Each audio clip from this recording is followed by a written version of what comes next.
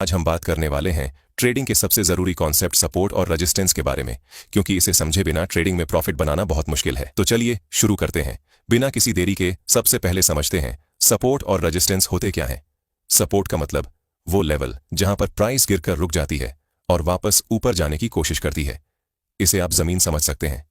दूसरे शब्दों में, जब सेलर मार्केट को नीचे ले जाता है तब बायर सपोर्ट लेवल से फिर से ऊपर ले जाने की कोशिश करता है। वही रेजिस्टेंस का मतलब है वो लेवल जहां पर प्राइस ऊपर जाकर रुक जाती है और नीचे गिरने लगती है। इसे आप छत समझ सकते हैं। आसान भाषा में सपोर्ट नीचे का लेवल जहां बायर्स एक्टिव हो जाते हैं और रेजिस्टेंस ऊपर का लेवल जहां सेलर्स एक्टिव हो जाते हैं। जैसे मान लीजिए किसी स्टॉक की कीमत बार बार 100 रुपए पर गिरकर ऊपर जाती है तो 100 रुपए उस स्टॉक का सपोर्ट है।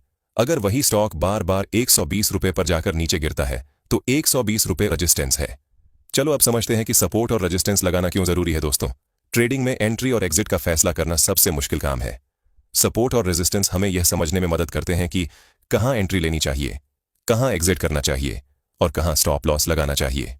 बिना सपोर्ट और रेजिस्टेंस जाने हुए ट्रेडिंग करना अंधेरे में तीर चलाने जैसा है।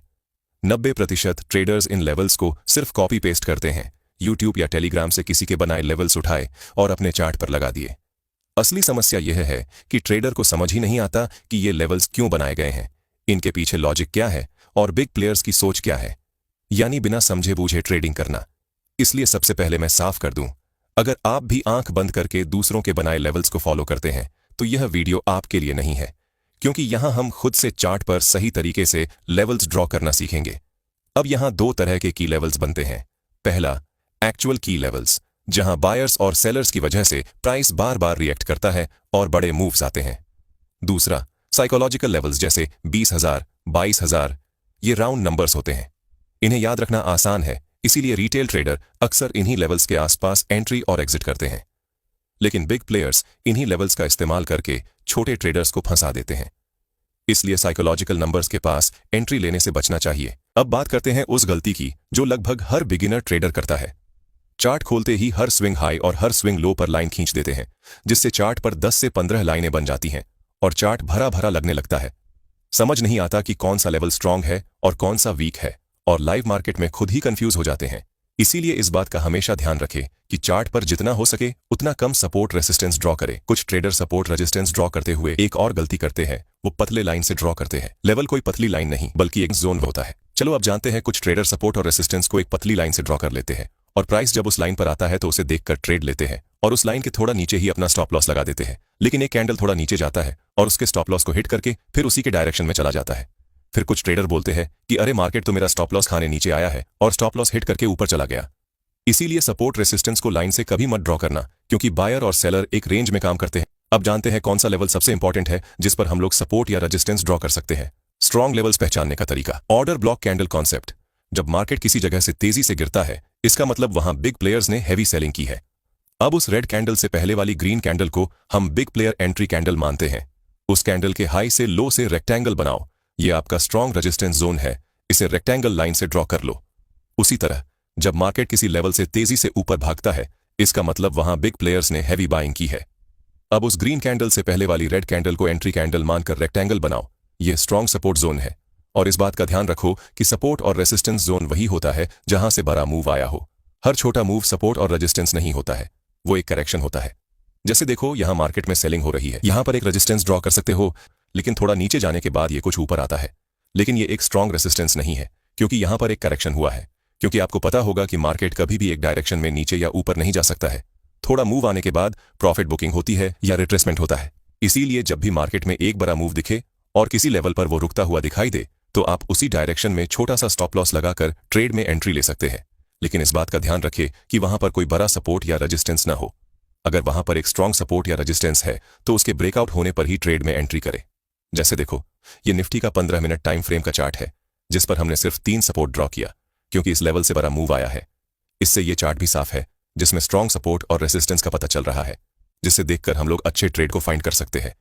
इसीलिए ये हमेशा ध्यान रखो कि जहां से बड़ा गिरावट शुरू हुआ वहां रेजिस्टेंस बनाओ, और जहां से बड़ा उछाल शुरू हुआ है वहां पर सपोर्ट बनाओ। पहले 15 मिनट चार्ट पर लेवल बनाओ, फिर 5 मिनट चार्ट पर जाओ और एंट्री लो प्राइस रेजिस्टेंस को तोड़ने की कोशिश करता है, लेकिन फेल हो जाता है। इसका मतलब वहां सेलर्स एक्टिव है। एंट्री लो short side, stop loss resistance के ऊपर रखो। पहला टारगेट पास का सपोर्ट जोन, दूसरा टारगेट नेक्स्ट सपोर्ट। इस तरह आपको क्लियर प्लान मिलेगा और हम प्रॉफिट कर पाएंगे। लेकिन इस बात का ध्यान रखो कि जब भी ट्रेड में एंट्री लो तो कॉन्फर्मेशन के बाद ही लो। ट्रेडिंग में सबसे जरूरी है रिस्क मैनेजमेंट। जैसे ही पहला टारगेट हिट हो, अपना 70% क्वांटिटी बुक करो, बाकी क्वांटिटी को ट्रेलिंग स्टॉप लॉस के साथ चलने दो। अगर मार्केट ट्रेंड कंटिन्यू करता है तो बड़ा मूव पकड़ लोगे, जिससे तुम्हें बड़ा प्रॉफिट होगा।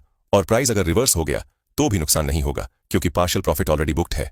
यही स्ट्रैटेजी आपको मार्केट में लंबे समय तक टिकाएगी।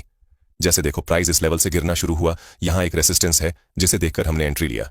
फिर ये गिरते हुए अपने दूसरे नजदीकी सपोर्ट के पास पहुंचता है, लेकिन उसे भी ब्रेक कर देता है।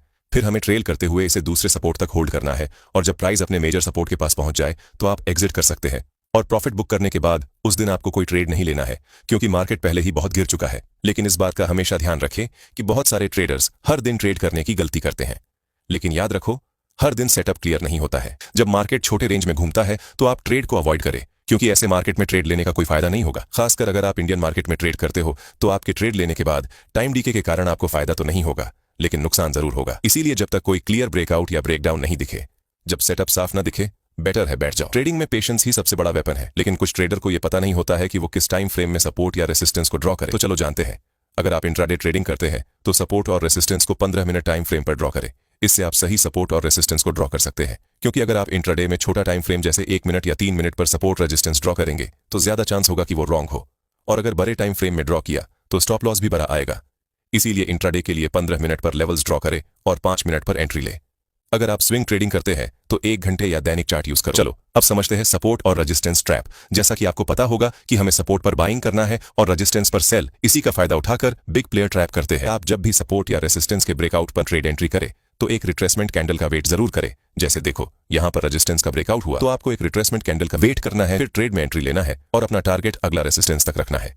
इससे आप ट्रैप होने से बच सकते हैं। साथ ही जब भी आप सपोर्ट या रेजिस्टेंस पर ट्रेड ले तो स्टॉप लॉस लगा कर ले, क्योंकि कई बार ऐसा होता है कि ब्रेकआउट एक बड़े कैंडल के साथ होता है जो आपको बड़ा लॉस दे सकता है। किसी भी ट्रेड में एंट्री लेने से पहले आपको मार्केट की साइकोलॉजी को समझना बहुत जरूरी है, क्योंकि हर सपोर्ट या रेजिस्टेंस के पीछे बायर्स और सेलर्स की लड़ाई होती है। इसे समझोगे तो डिसीजंस आसान होगा। अगर ये वीडियो आपको हेल्पफुल लगा हो तो इसे लाइक करें, शेयर करें, और अगर आप ट्रैप ट्रेडिंग को अच्छे से समझना चाहते हैं तो आप इस वीडियो को देख सकते हैं।